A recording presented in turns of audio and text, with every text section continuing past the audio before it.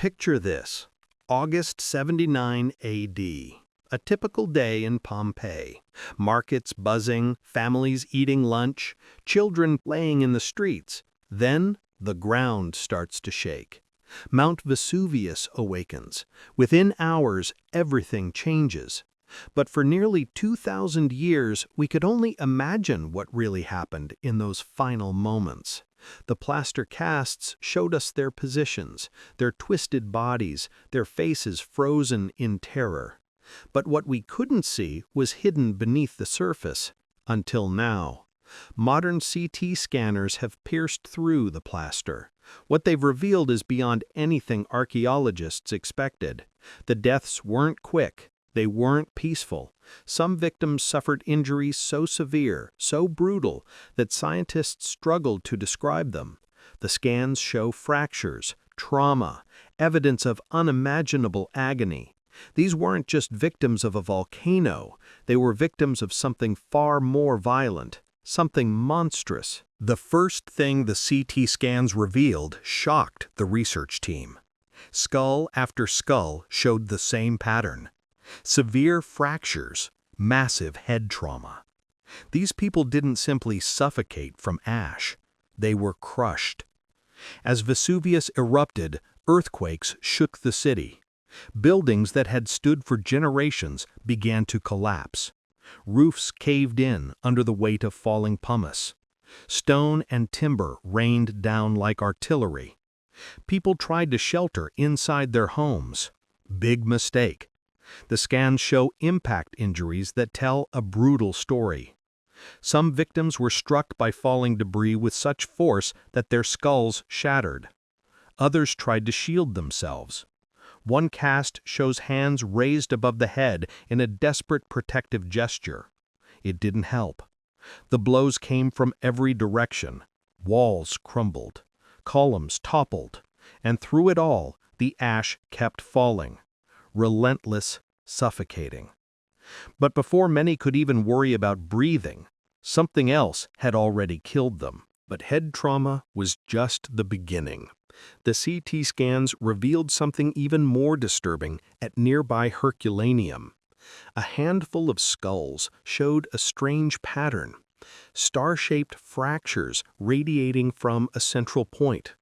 At first, researchers didn't understand. Then they realized what they were looking at.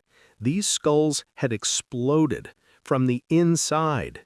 The pyroclastic surge that hit Herculaneum reached temperatures of 400 degrees Celsius, hot enough to boil water instantly, hot enough to boil tissue, hot enough to make brains bubble and expand inside sealed skulls.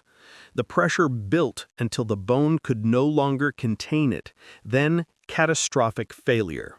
Inside one skull, researchers found something extraordinary, a glassy black substance, hard as rock. Chemical analysis confirmed it. This was brain tissue, melted, vaporized, then instantly cooled into volcanic glass. The person's final thoughts literally turned to stone.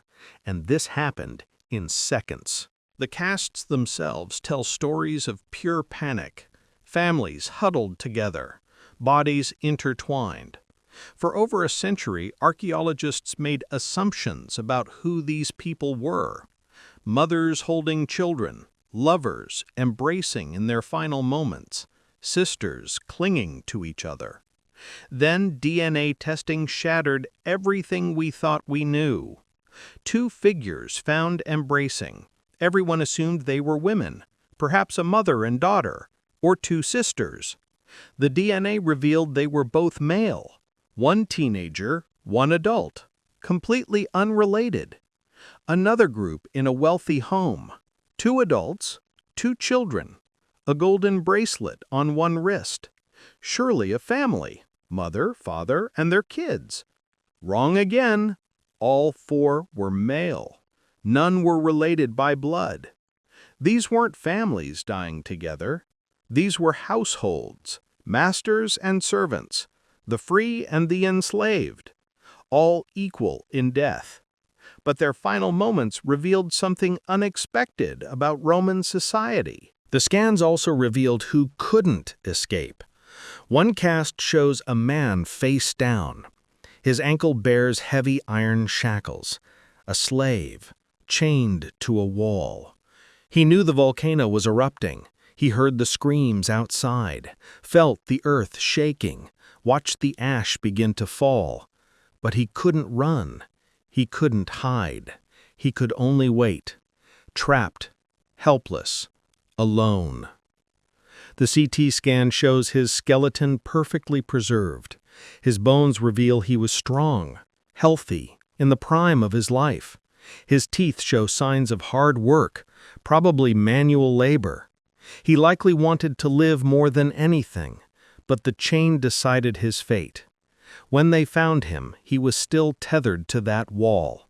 His master had probably fled, forgotten about him in the chaos, or worse, deliberately left him behind. Either way, he died exactly where he'd been imprisoned, a monstrous end for someone who never had a choice. Then there are the children. The scans show them scattered throughout the ruins. One cast captures a 4-year-old boy. The CT scan reveals his tiny skeleton, his ribs, his delicate bones. Around his neck, a small metal object, probably a bulla, a protective amulet Roman boys wore. It was supposed to guard him from evil spirits. It didn't save him from the volcano. His clothing is visible in the plaster, his lips pursed, as if frozen mid-cry. The scan shows no major trauma. He likely suffocated, too small to cover his face properly, too young to understand what was happening. Another child's cast shows different injuries. This one died from blunt force. The skull bears the unmistakable marks of impact. Something heavy fell, something final. In the Garden of the Fugitives, they found 13 bodies, men, women, and children. They died trying to flee. Too late. The ash caught them mid-escape.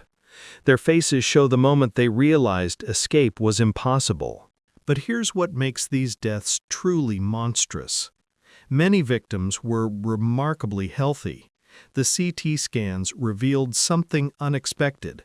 Perfect teeth, strong bones, no signs of disease. These weren't the weak or elderly. These were people in their prime, eating well, living well. They should have had decades ahead of them. The scans show their teeth better than most modern people today. No cavities, no decay. Their diet of fruits, vegetables, and low sugar kept them healthy. The volcanic water's high fluoride levels helped too. Some victims were teenagers, strong, athletic, fast. They should have been able to run, to escape. But the pyroclastic surge moved faster than a bullet train, over 700 kilometers per hour. No one could outrun it. It swept down the mountain like an avalanche of fire. Everything in its path was obliterated.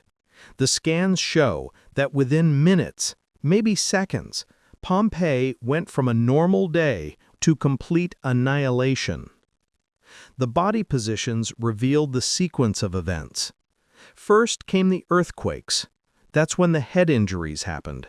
People were struck by falling debris. Then came the ash, thick, heavy, suffocating. It accumulated at rates of 15 centimeters per hour. People tried to dig themselves out, tried to breathe through cloth, tried to find air pockets. The casts show people with their hands over their faces, trying desperately to filter the air. It didn't work. The ash was too fine, too pervasive. It filled their lungs like concrete. But for some, death came differently. The pyroclastic surge arrived hours later, a cloud of superheated gas and rock fragments. It moved like water, flowing through streets, entering buildings, finding everyone who remained. The temperature inside reached 400 degrees. Skin would have burned instantly, lungs seared by the first breath. But the CT scans suggest something worse. Some people were already dying when the surge hit. Multiple causes of death, layered trauma, a monstrous cocktail of destruction. Look closer at the scans. You see more than just bones. You see jewelry, coins, keys. One victim clutched money to their chest, trying to save their wealth. It didn't matter. Another wore rings on every finger, gold, silver, precious stones, all meaningless in the end. The scans revealed artifacts archaeologists didn't know existed, buried deep in the plaster, hidden for centuries. But they also revealed absences. One cast thought to contain a pregnant woman. The scan shows nothing. No bones, no baby, just empty plaster. Some early casts were made after the bones were removed, lost to history. Even the famous writhing dog cast is empty, no skeleton inside. Whether the bones decayed or were removed, we'll never know. These absences remind us, for every body we found, countless others are lost, dissolved, disappeared. The 1,150 victims discovered represent only a fraction of the dead. Estimates suggest 15,000 to 20,000 people died that day.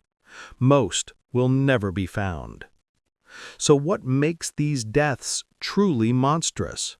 It's not just the violence. It's not just the speed. It's the randomness. The scans show no pattern, no logic. One person dies from falling debris. The person next to them suffocates. Another burns. Some die quickly, others slowly, trapped, conscious, aware. The volcano didn't discriminate. Rich and poor, free and enslaved, young and old, strong and weak, all received the same fate. The CT scans have given these victims their stories back, their real identities, their true final moments. No longer just plaster shapes frozen in time. They're people again, with bones, with DNA, with histories. Each scan reveals another tragedy, another life cut short, another monstrous death. Pompeii wasn't just buried, it was obliterated. And now, nearly 2,000 years later, technology allows us to witness the horror, to understand the violence, to see exactly how monstrous nature can be when it decides to remind us who's really in control.